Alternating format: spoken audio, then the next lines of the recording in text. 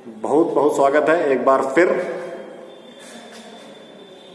Probability की कक्षा में। क्लास 11 के लिए हम प्रोबेबिलिटी पढ़ रहे हैं, रैक्टा पढ़ रहे हैं, जहां पे हम लोग क्या पढ़ेंगे, सैंपल स्पेस, प्रतिदर्श समष्टि। अच्छा, लास्ट क्लास में मैंने यहाँ पे रैंडम लिख दिया था।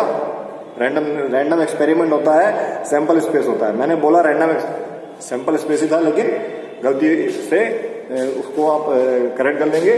तो सैंपल स्पेस को ही क्या बोलते हैं, प्रतिदर्श समष्टि कहते हैं। और जो हमारी प्रथम एक्सरसाइज है इस पार्ट की, फर्स्ट एक्सरसाइज है, उसमें हम लोग सैंपल स्पेस यानी प्रतिदर्श समष्टि ही बनाएंगे।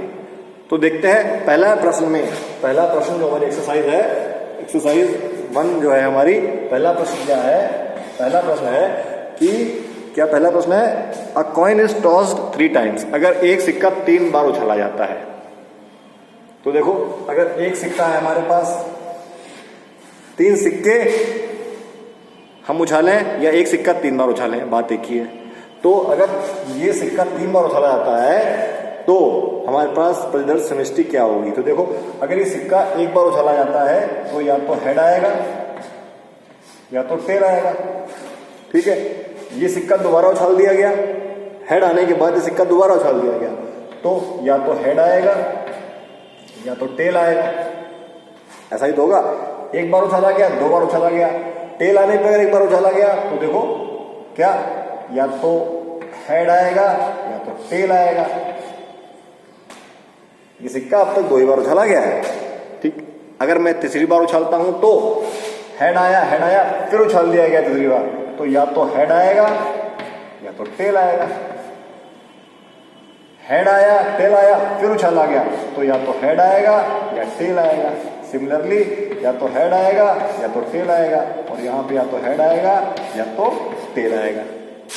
तो अब आप देखो क्या क्या संभावना बन रही है। सिक्का एक बार उछाला गया, 2 बार उछाला गया, 3 बार उछाला गया, तो हेड हेड हेड, एक घटना क्या हुई, ऐसी घटना होगी कि तीनों बार हेड आ जाए। तीनों बार हेड आ जाए तो सैंपल स्पेस हम लोग क्या लिखेंगे, सैंपल स्पेस लिखेंगे कि तीनों बार हेड आया, एक बार तीनों बार हेड आया, कॉमा हेड हेड टेल, मतलब 2 बार हेड आया, तीसरी बार टेल आ गया। उसके बाद head tail head, head tail head, head tail tail, head tail tail. उसके बाद tail head head, tail head head. ठीक है, उसके बाद tail head tail, tail head tail, tail tail head, tail tail head और टेल टेल हेड। तो ये हमारे पास प्रतिदर्श समष्टि इस प्रकार बन जाएगी।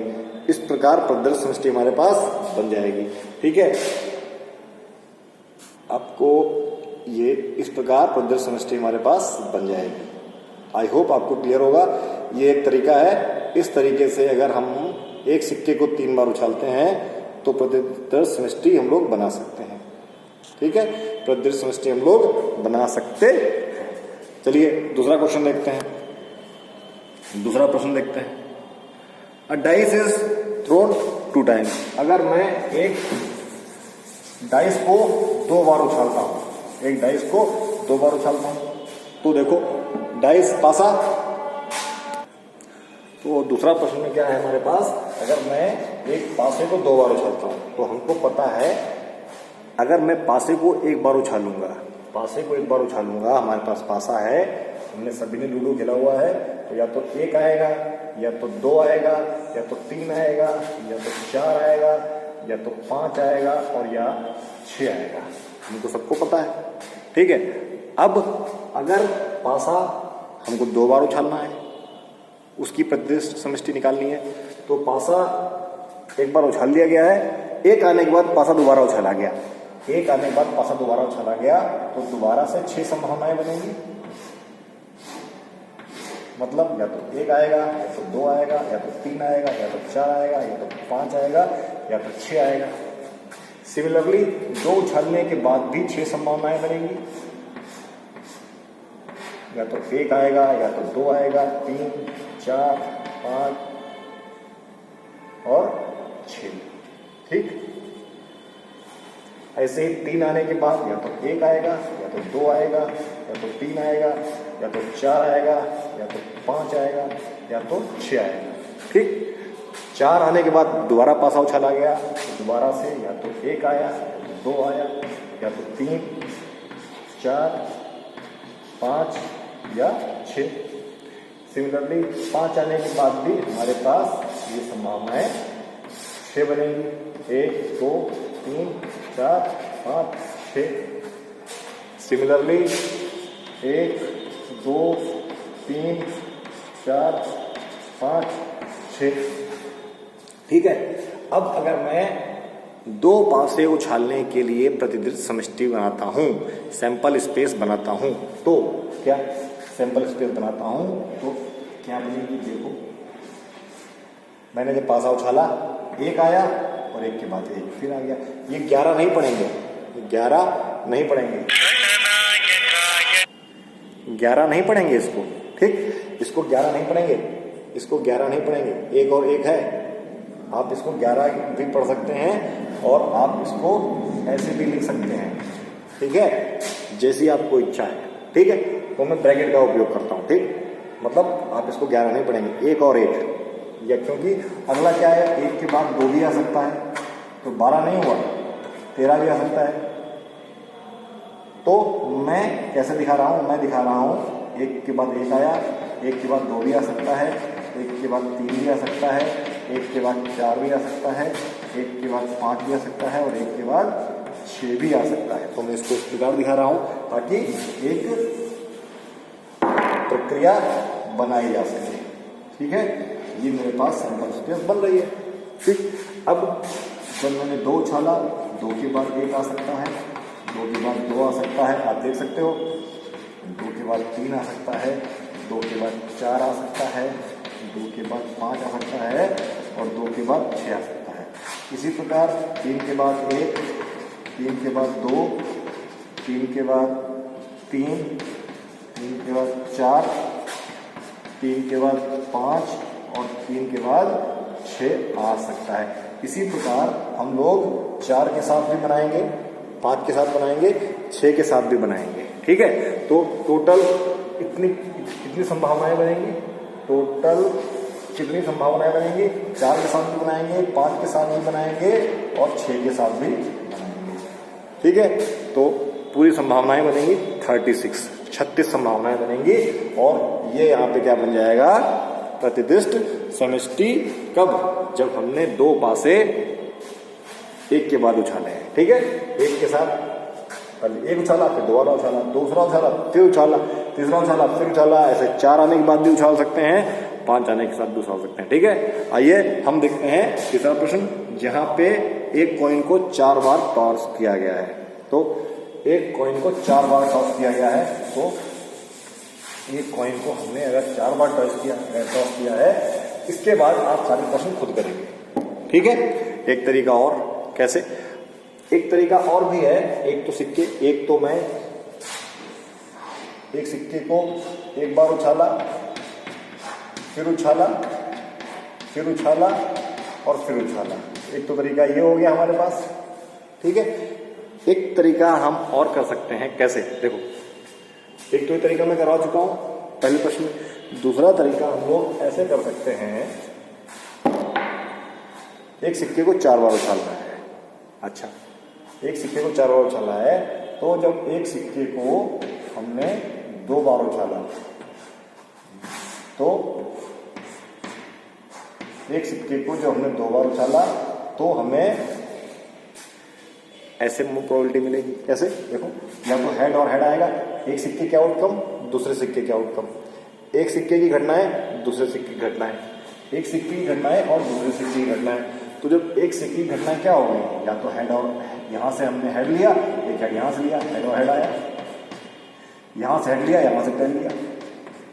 ठीक, यहां से टेल लिया, यहां से हेड लिया, यहां से टेल लिया, यहां से टेल लिया। तो ये 4 घटनाएं बन गई 2 सिक्कों की। अब हम इसी प्रकार अगर 2 सिक्कों की घटनाएं यहां लिखें, हेड हेड अच्छा, हेड टेल, टेल हेड और टेल टेल।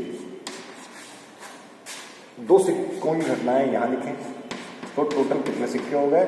एक तरीका हमारे पास ये भी है, मतलब एक तरीका तो मैंने आपको पहले प्रश्न में बताया था।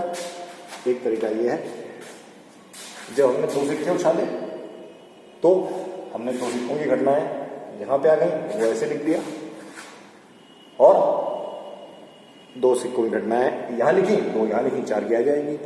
अगर हमको 3 की निकालनी होती तो हम यहाँ पे 2 की लिखते और यहाँ पे हेड और टेल लिखते, तो हम 3 की निकाल पाते हैं। ठीक है, मतलब आप उस तरीके से भी कर सकते हो और इस तरीके से भी कर सकते हो। तो अब आप देखो, मैं अगर सैंपल स्पेस बनाऊंगा तो देखो ये हेड है और ये हेड है, तो आप देखो क्या मिलने वाला है मुझे, 4 बार हेड। अच्छा, क्योंकि 4 बार सिक्का उछालेंगे तो आपको भी समझ में आता है कि 4 बार हेड मिल सकता है।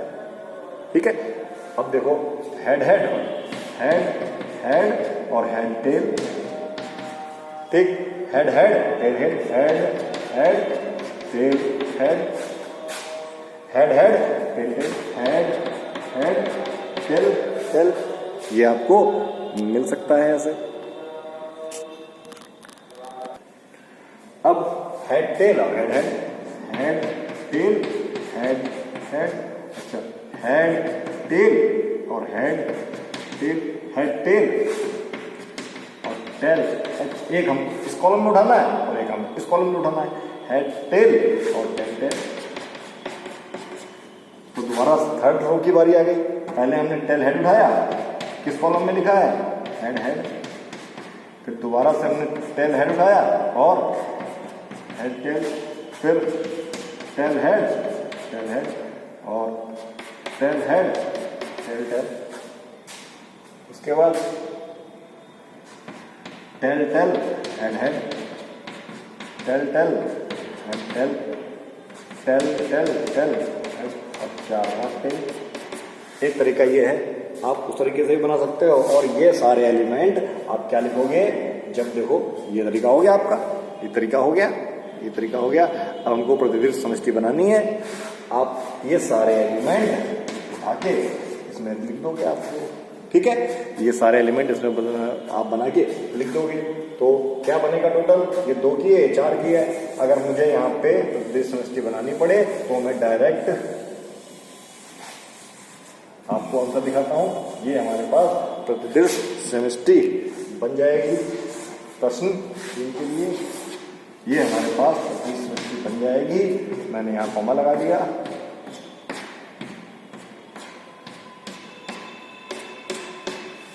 ये हमारे पास प्रतिदीर्घ समष्टि सैंपल स्पेस जब हमने 4 सिक्के उछाले प्रश्न 3 में तो मिल गई। ठीक है, इसी प्रकार अन्य प्रश्न 7 तक आप करेंगे। अब मैं 8वां प्रश्न करता हूं। ठीक है, अब मैं 8वां प्रश्न करता हूं। प्रश्न 8 में एक परिवार की बात हो रही है जहां पर 2 बच्चे हैं। प्रश्न 8 में एक परिवार की बात हो रही है जहां पे 2 बच्चे हैं। तो बच्चों में क्या आप सोच सकते हैं, बच्चे अगर 2 बच्चे हैं तो या तो बॉय होगा या गर्ल होगी, 2 बच्चे होंगे। अच्छा, बच्चे ऐसे ही होंगे। अब 2 बच्चों के लिए सैंपल स्पेस बनानी है और सैंपल स्पेस में क्या बताना है हमको, ये लड़का है या लड़की, कैसे। तो देखो, अगर मैं मान लेता हूं बॉय, अगर बॉय गर्ल, ठीक है, 2 बच्चे हैं तो किस हिसाब से कंडीशन बन सकती है, बन सकती है तो देखो ऐसे मान सकते हैं हम लोग कि अगर लड़का बड़ा हुआ तो मैं बी ले रहा हूं और लड़का छोटा हुआ तो स्मॉल बी ले रहा हूं। लड़की बड़ी हुई तो मैं कैपिटल जी ले रहा हूं और लड़की छोटी हुई तो जी ले रहा हूं। अगर मैं ये मान लेता हूं तो देखो क्या संभावनाएं बनेंगी किसी परिवार में। अगर मैं 2 बच्चों की बात कर रहा हूं, 2 बच्चे होंगे, लड़का या लड़की, दोनों लड़कियां भी हो सकती हैं, दोनों बच्चे लड़के भी हो सकते हैं। तो अब आप देखो क्या कंडीशन सैंपल स्पेस बन सकती है। सैंपल स्पेस क्या बन सकती है, देखो कंडीशन क्या बन सकती है, कंडीशन क्या बन सकती है, कंडीशन क्या बन सकती है, देखो कंडीशन बन सकती है या तो लड़का बड़ा हुआ पहला, दूसरा लड़का छोटा हुआ, दोनों लड़के हो गए। अच्छा ठीक, लड़का बड़ा हुआ तो लड़की ऑब्वियसली छोटी होगी, ठीक है। अच्छा, अगर लड़की बड़ी हुई तो हो सकता है दूसरा बच्चा लड़का छोटा वाला बच्चा हो लड़का हुआ, या दोनों लड़कियां भी हो सकती हैं, दोनों लड़कियां भी हो सकती हैं। तो ये सैंपल स्पेस में क्या बनाना है, what is sample space if we are interested in knowing whether it is a boy और girl in order of their birth, ठीक है। तो हमारे पास सैंपल स्पेस क्या होगा, प्रश्न क्या होगा, यही हमारे पास सैंपल स्पेस हो जाएगा, ठीक है। यही हमारे पास सैंपल स्पेस हो जाएगा, ठीक है। इसमें एक पार्ट और भी है, क्या पार्ट है, हमें जानना है इसका जो ये फर्स्ट पार्ट था, ये फर्स्ट पार्ट था, सेकंड पार्ट में जानना है कि परिवार में क्या लड़कियों की संख्या के बारे में, तो लड़कियों की संख्या परिवार में कितनी होगी उसकी सैंपल स्पेस बनानी है हमको। तो लड़कियों की संख्या परिवार में, लड़कियों की संख्या की बात हो रही है, ये नहीं पूछा जा रहा कितने चांसेस हैं। तो लड़कियों की संख्या या तो लड़कियों की संख्या या तो 0 होगी, या तो लड़कियों की संख्या या तो 0 होगी, या तो एक लड़कियां होंगी या 2 लड़कियां होंगी, ठीक है, 2 लड़कियां होंगी। तो यही हमारे पास सैंपल स्पेस बन जाएगी। What is sample space if we are interested the number of girls, तो क्या हो जाएगा हमारे पास जो 0 1 2, ऐसा नहीं कि इसकी जगह हमको 2 नहीं लेना है, हमको पूछना है लड़कियों की संख्या की क्या सैंपल स्पेस होगी, या तो लड़कियां एक भी नहीं होंगी, या तो एक होगी या दोनों होंगी। ऐसा नहीं कि आप इसको 2 बार ले लें, क्योंकि केवल संख्या के बारे में ही हमको बताना है, ठीक है। आगे बढ़ते हैं और क्वेश्चन नंबर देखते हैं कौन सा हम करेंगे अभी। क्वेश्चन नंबर 9 कुछ बॉल से रिलेटेड क्वेश्चन है, बॉल से रिलेटेड क्वेश्चन है, आपने क्वेश्चन पढ़ लिया होगा। हमारे पास कुछ बॉल्स हैं, कौन कौन सी बॉल्स हैं, हमारे पास रेड बॉल है, हमारे पास रेड बॉल है, और हमारे पास लाल कलर की बॉल है, और हमारे पास व्हाइट कलर की बॉल है, हमारे पास व्हाइट कलर की बॉल है। और ये आइडेंटिकल बॉल है, कैसी बॉल है, आइडेंटिकल बॉल है, एक जैसी बॉल है। तो ये हमारे पास ये कितनी बॉल है, ये 1 बॉल है और ये 3 बॉल है। और हमको सैंपल स्पेस निकालनी है कि अगर हम 2 बॉल्स निकालते हैं, in case we will find out 2 balls, अगर हम 2 बॉल निकालते हैं तो क्या सैंपल स्पेस बनने वाला है, 2 बॉल निकालते हैं तो क्या सैंपल स्पेस बनने वाला है। तो देखो, अगर मैं 2 बॉल निकालूंगा तो क्या, हमको प्रोबेबिलिटी नहीं पूछी है, हमको सैंपल स्पेस पूछा गया है।